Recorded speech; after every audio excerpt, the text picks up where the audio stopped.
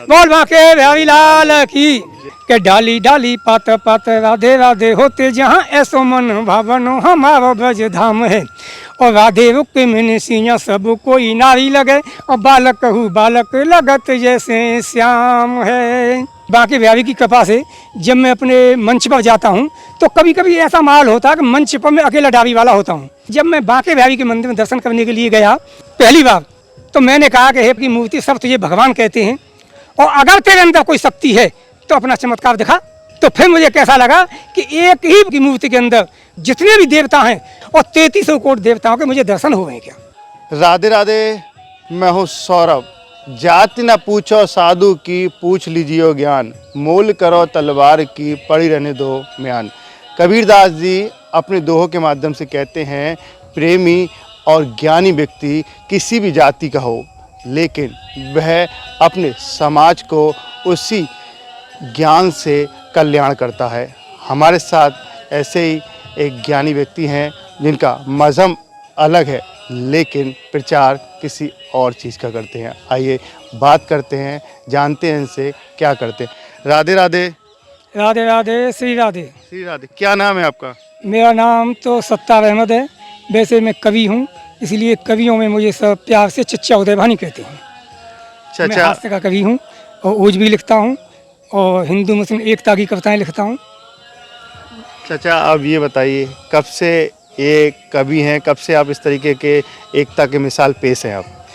ये आदत तो मुझे लिखने की 21 साल की अवस्था से लगी है और मुझे बचपन से ही हिंदू भाइयों में मिलने का सौभाग्य प्राप्त हुआ है। उन्हीं में रहना सहना सब, और उनके गांव में हम लोग हिंदू मुस्लिम सब आपस में मिलकर के सारे त्योहारों को मनाते थे। और ये तो शहरों में जो हमें देखने के लिए मिलता है ये हमारे गांव में नहीं मिलता है। ये हमारे ब्रज की तो खासियत है कि हिंदू हो या मुस्लिम सिख ईसाई कोई भी हो, सब आपस में मिल कर के रहते हैं भाईचारे को बनाए हुए। कितने वर्षों से आप ये कार्य कर रहे हैं? ये 21 साल की अवस्था से मैं और ये कार्य कर रहा हूँ। और मैंने ये जो मेरी किताब है श्री कृष्ण भक्ति सागर की, ये मेरी लिखी हुई किताब है और ये मेरी 25वीं किताब है। इससे पहले मैं 24 किताब लिख चुका हूँ और वो किताब भी कीर्तन की हैं, भजन की हैं, संवादी भजन, जिक्री भजन, 12 मासी आदि की, इन विधाओं में किताब लिख चुका हूँ। ये मेरी 25वीं किताब है और इस किताब के अंदर कृष्ण भगवान के और राधिका जी के छंद मौजूद हैं। 215 छंद हैं, 128 पेज की किताब है और ये मैंने 1 महीने के अंदर पूरी कर दी। आप 21 वर्ष की उम्र से ये कार्य कर रहे हैं, तो मन में कैसे सोचा, क्योंकि आपका मज़हब अलग है, ये सब कुछ कैसे संभव हो पा रहा है?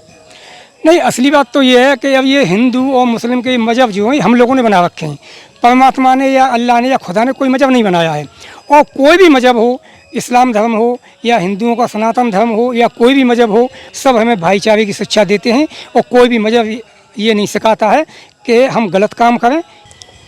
आप सनातन धर्म का प्रचार भी कर रहे हैं, इसमें कई छंद आपने लिखे हैं। जी। इनमें क्या संदेश दिया, मतलब आपने क्या लिखा है इनमें?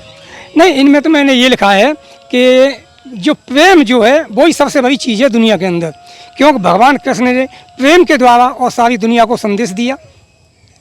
गीता में भी, गीता को भी मैंने पढ़ के देखा है। मैंने हिंदुओं के बहुत से मजहब की किताबें पढ़ी हैं, रामायण मैंने पढ़ी है और बांके बिहारी की कृपा से मैं रामलीला का राष्ट्रीय कलाकार हूँ। और रामलीला में जितने भी जोशीले पाठ हैं वो सारे पाठ मेरे हुआ करते थे। जैसे मैं आपको नाम गिनाऊँ, खरदूसर का पाठ, मेघनाथ का पाठ, अंगद का पाठ, अहिरामर का पाठ, मारिच का पाठ और ये नारायण तक का पाठ, और जितने भी ये पाठ हैं सब मेरे पाठ हैं और बहुत अच्छा कलाकार हूँ रामलीला का मैं। अब ठाकुर जी का, भगवान श्री कृष्ण के बारे में लिखते हैं, दिल में आपके ठाकुर जी हैं, अलस्य हैं, तो फिर अंदर क्या दिक्कत है ऐसी? नहीं, मेरे दिल में बांके बिहारी के प्रति क्या श्रद्धा है ये मेरे माथे में लिखा नहीं हुआ है। कोई गैल चलता आदमी नहीं मालूम करेगा कि ये भगवान का भक्त है, कृष्ण का भक्त है। ये तो आप जानते हैं। ये किताब मेरी लिखी हुई है, इसमें तमाम भगवान के छंद लिखे हुए हैं, राधिका जी के, कृष्ण जी के, और इनके प्रति मेरी श्रद्धा भी है। लेकिन ये बताइए कि आप जब इसमें लिखते हैं तो इतना ज्ञान आपके पास कैसे आया? नहीं, ये ज्ञान तो परमात्मा की देन है सब। ये कोई सीखने की चीज़ नहीं है कि मैं आपसे सीख लूँ या मुझसे सीख लें। ये जो ज्ञान होता है परमात्मा की तरफ से देना होता है। और मैंने सबसे पहला जो छंद लिखा है वो हिंदू मुस्लिम एकता के ऊपर लिखा है और यही सोच के लिखा है कि भगवान राम, कृष्ण, ईश्वर, अल्लाह ये सब एक हैं। सबसे पहला छंद इसी बात पर मेरा लिखा हुआ है। वो आप कहें तो मैं आपको सुना देता हूँ। जी, सुना तो दीजिए। सुनिएगा, वो भी ब्रजभाषा में लिखा हुआ है। इस किताब का पहला छंद है कि डाली डाली पात पात राधे राधे होते जहाँ ऐसो मन भावनो हमारो ब्रज धाम है। ये मेरे ब्रज की खासियत है साहब, कि ब्रज की किसी भी गली कूचे में चले जाओगे तो राधे राधे की आवाज़ आने लगेगी। तो और सुनिएगा कि डाली डाली पात पात राधे राधे होते जहाँ ऐसो मन भावनो हमारो ब्रज धाम है। और राधे रुक में सिया सब कोई नारी लगे, और बालक कहू बालक लगत जैसे श्याम है।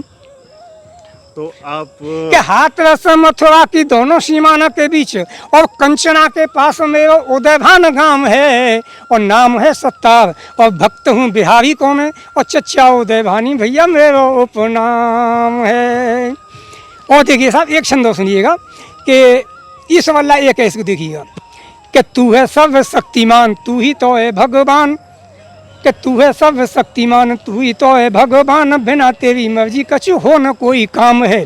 और तू ही ब्रह्मा तू ही विष्णु और तू ही महादेव, और देवी देव सब कर तो ही कहूँ प्रणाम है।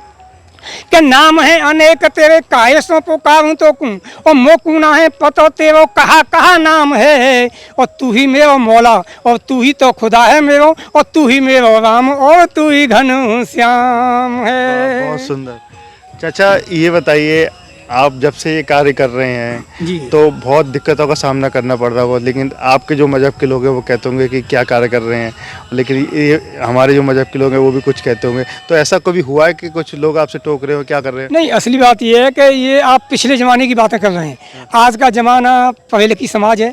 इस पढ़े लिखी समाज में हमारे मुसलमान भाइयों में भी पढ़े लिखे लोग हैं, वो भी समझते हैं कि चच्चा जो कर रहा है कोई गलत काम नहीं कर रहा है। अगर मैं गलत काम कर रहा हूँ तो मुझसे पहले जो लोग कर गए, जैसे रसखान जी हैं, तमाम भगवान कृष्ण के छंद लिखे हैं, तमाम किताबें लिखी हैं, सवैया लिखे हैं। हमारे कबीरदास जी हैं, उन्होंने भगवान कृष्ण के ऊपर लिखे हैं, निराकार के ऊपर तमाम कविताएँ लिखी हैं। रहीमदास जी हैं, वो भी बड़े अच्छे कवि हुए हैं मुसलमानों में। तो इनके बारे में कोई क्यों नहीं कहता, मुझसे क्यों कहेगा कोई? तो हमारे लोग भी जानते हैं, जो पढ़ी लिखी समाज के तबके के लोग हैं, कि जब उन्होंने कोई गलत काम नहीं किया तो चच्चा ने गलत काम कहाँ से कर दिया। ये मैंने किताब लिखी, किताब लिखना कोई गुनाह नहीं है। हर मजहब के बारे में जानकारी होना अच्छी बात है, और हर मजहब का सम्मान करना अच्छी बात है। इसमें मैं कोई गलत काम नहीं कर रहा हूँ। नहीं, आप तो बहुत अच्छा कार्य कर रहे हैं। कौन कह रहा है गलत काम कर रहे हैं? नहीं, मुझे इसलिए उम्मीद है कि मेरे समाज का भी लोग, कोई मुझसे न तो आज तक किसी ने कहा कि चच्चा गलत काम कर रहे हैं, न कोई कहेगा, क्यों वो भी सब जानते हैं कि ये कोई गलत काम नहीं कर रही हैं। आपने बताया कि लगभग आपने 25 पुस्तकें लिख दी हैं। जी, ये मेरी तो 25वीं उसमें किताब है। क्या क्या लिखा है उन, और 24 जो पुस्तक है नहीं, उसमें? और जो 24 किताब हैं, उन्हें तो पहले हमारे ज़माने में आज से 40 साल पहले 12 मासी चला करती थी। 12 मासी की मैंने बहुत किताब लिखी हैं। संवादी भजन चला करते थे, मैंने संवादी भजन की बहुत सी किताब लिखी हैं। जिक्री भजन की बहुत सी किताब लिखी हैं, और हरि कीर्तन की किताब लिखी है मैंने। इस तरह से मैंने बहुत सी किताब लिखी हैं। ये मेरी 25वीं किताब है। अच्छा, अब आप ये बताइए, जब आप पुस्तक लिखते हैं तो आसान तो कार्य होता नहीं है, बहुत दिमाग लगाना पड़ता है। तो मन में क्या भाव होता है? बिना ठाकुर जी की तो आप लिख ही नहीं सकते। नहीं, अच्छा, ये असली बात ये है ना, ये कोई मुश्किल काम नहीं है, लेकिन बिना बांके बिहारी की कृपा के, बिना अल्लाह की कृपा के, बिना ईश्वर की कृपा के कुछ काम संभव नहीं है। और ये आप लोगों को मुश्किल लगता है कि कविता लिखना मुश्किल है, लेकिन हम लोगों के लिए आसान है। क्योंकि असली बात का कविता लिखी जाती है भाव से। जब हमारे दिल के अंदर जैसे भाव पैदा होते हैं, उनको हमारी कलम और कागज पर उकेर देती है, वो कविता बन जाती है। कविता लिखना कोई मुश्किल काम नहीं है। जब आप जैसे मेरे लिए लोग देखते हैं कि रामलीला खेलना बहुत मुश्किल है, और बांके बिहारी की कृपा से मेरे लिए रामलीला खेलना मुश्किल नहीं है। मैं इतना अच्छा पाठ करता हूँ जिसका कोई जवाब नहीं, सब लोग तारीफ करते हैं। तो मुश्किल काम कहाँ है? क्या पाठ करते हैं, सुना सकते हैं 2 लाइन? हाँ, मैं तो मेघनाथ का पाठ भी किया है, अंगद का पाठ भी किया है, और तमाम पाठ किए हैं।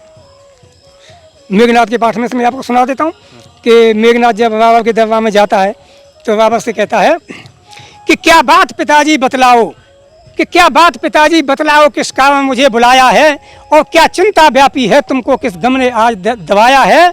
गर हुक्म करो तो होता दुनिया को धूल मिला दूं मैं, और इंद्र लोक और ब्रह्म लोक एरी के तले कुचल दूं मैं। तो ये मेघनाथ कहता है अपने पिताजी बाबा से। और जब राम के दरबार में अंगद वो विभीषण वो पहुँचता है, मेघनाथ पहुँचता है तो ललकार मारता है उससे, और लक्ष्मण जी से जब संवाद होता है तब कहता है कि मारूं तलवार झिलेगी ना, कि मारूं ललकार झिलेगी ना, ना कि मैं ऐसा वीर बलंकारी नहीं करूं काल की शंका है, और तीनों लोकों में बाज चुका बस मेघनाथ का डंका है। तो ये संवाद होते थे। और कि मेरे बल की तो इन मालूम, लक्ष्मण जी इसीलिए कहते हैं मेघनाथ कि मेरे बल की तो इन मालूम ज्यादा मैं संग्राम करूंगो और जंग करूं बल भंग करूं मन संग करूं काउते न डरूंगो। अबे रुधिर नदी रंग भूमि बहे और दुर्गे काली को खप भरूंगो, या तो डर के भाग जाएगा और नहीं मटवा किसी दाव दरूंगो। वाह, बहुत सुंदर। ये संवाद है जब आप कविता पढ़ते हैं, मंच पर जाते हैं, हजारों लोग आपके सामने होते हैं, जी तो जब आपके सर पर भी टोपी होती है, जी वस्त्र कुछ अलग होते हैं, जी।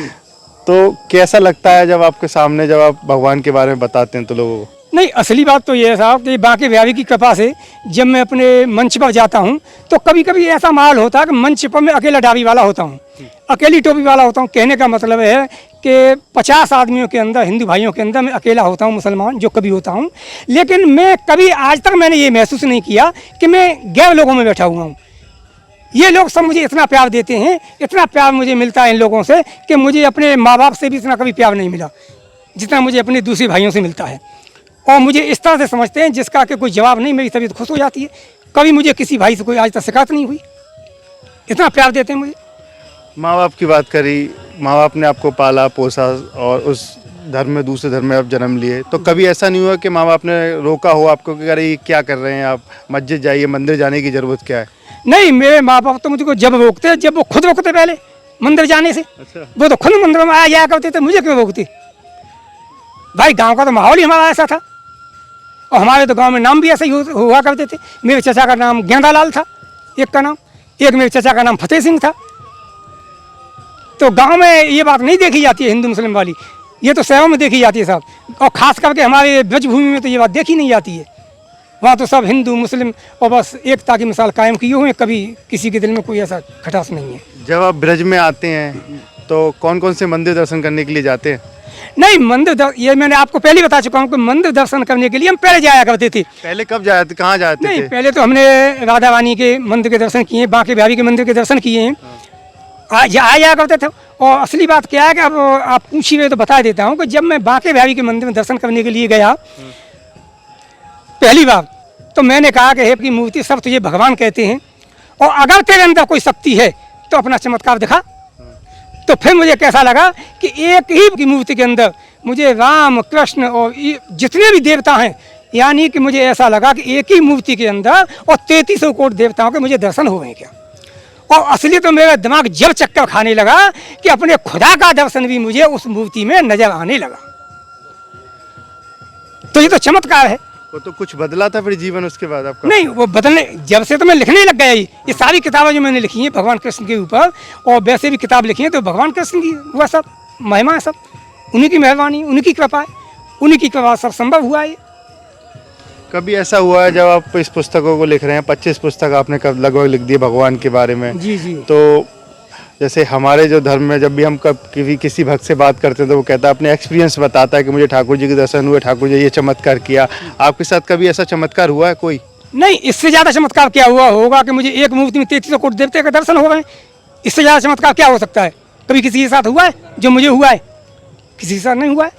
इससे भी ज़्यादा क्या होगा? और ये बांके बिहारी की कृपा है सब। तो चलते चलते क्या संदेश देंगे आप? नहीं, चलते चलते संदेश तो यही देना है कि ये हमारा ब्रज क्षेत्र है और ब्रज क्षेत्र में रहने वाले जितने भी लोग हैं वो सब ब्रजवासी हैं, और ब्रजवासी की कोई जाति नहीं है, न हिंदू न मुसलमान, सिख न ईसाई, सब भाई भाई हैं। इसीलिए मैं तो यही संदेश दूंगा कि मेरे ब्रज के अंदर, मेरे पूरे देश के अंदर जितने भी लोग रहते हैं आपसी भाईचारे को बनाए रखें और हिंदू मुस्लिम की बात को भूल करके और भाईचारा कायम करें। यही सब लोगों से मेरा संदेश है। कोई छंद आप सुना चाहते हो, कोई मैसेज देना चाहते हो उसके जरिए? नहीं, छंद तो मैं सुनाना चाहता हूँ कि मैंने मंच पर भी सुनाया था कि बहुत दिन से मैं ये देख रहा हूँ कि मेरे देश में छुआछूत बहुत चल रही है, तब मुझे एक छंद लिखना पड़ा है। तब मैं एक छंद सुनाता हूँ, आप भी सुनिएगा। मुझे ऐसा महसूस हुआ है कि जब तक बांके बिहारी दोबारा से अवतार नहीं लेंगे तब तक ये छुआछूत खत्म नहीं होगी। तब मैं एक छंद लिखता हूँ कि ले ले रे जन्म चाहे कौन सी जाति में तू। मैं नहीं कहता कि मेरे जन्म ले ले, हिंदू न में ले ले, मुसलमान न में ले ले, ईसाई न में ले ले, सिख न में ले ले, काऊ में ले ले, पर ले ले।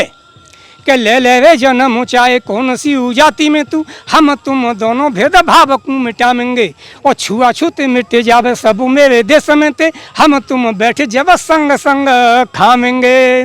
के संग संग मंदिर में घंटा हूँ बजा में जाए और संग संग मस्जिद में अजान हूँ लगाएंगे, और ईद बारे देना मेरे घर अयो सामने तू, और होली बारे देना हम तेरे घर आवेंगे।